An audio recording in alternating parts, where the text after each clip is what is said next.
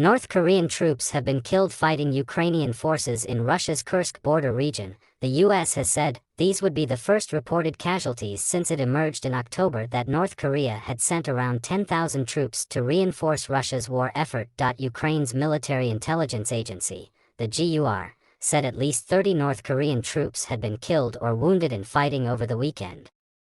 North Korean troops killed fighting Ukraine, says U.S. 51 minutes ago Christy Cooney BBC News. Share save Getty Images. Korean People's Army soldiers marched during a mass rally on Kim Il-sung Square in Pyongyang. They are seen marching in a line, each staring forward holding a rifle at a 45-degree angle. The rifles have bayonets on the end. Getty Images. North Korean soldiers marched during a mass rally in capital Pyongyang. Stock image.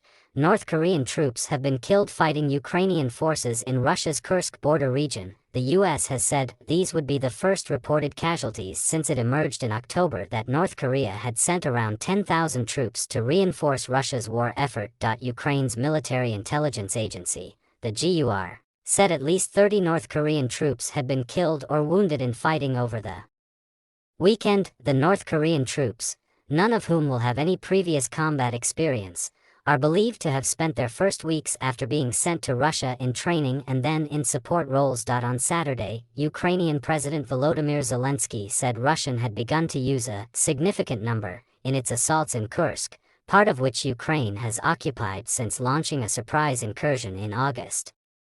Speaking to reporters on Monday, Pentagon Press Secretary Major General Pat Ryder said the U.S. believed North Korean soldiers had engaged in combat in Kursk alongside Russian forces and suffered casualties, both killed and wounded. He did not give specific numbers, though said the troops had been in combat since a little over a week ago. He added that it appeared the North Koreans were being used in infantry roles and that their involvement was thought so far to be limited to Kursk, implying that they have not been deployed in Ukraine itself. Russian forces, which launched a full-scale invasion of Ukraine in February 2022, have been advancing in eastern parts of the country in recent months, the GUR said. The North Korean casualties had occurred on Saturday and Sunday in the Kursk villages of Plakovo, Vorobza, and Martinovka. On Monday, President Zelensky posted drone footage on Telegram that showed a number of men taking cover behind trees, saying they were North Korean troops who had just taken part in an assault on a Ukrainian position. He also posted footage that he said showed Russian troops trying to conceal the presence of North Koreans on the battlefield by using a campfire to burn the faces of those who had been killed.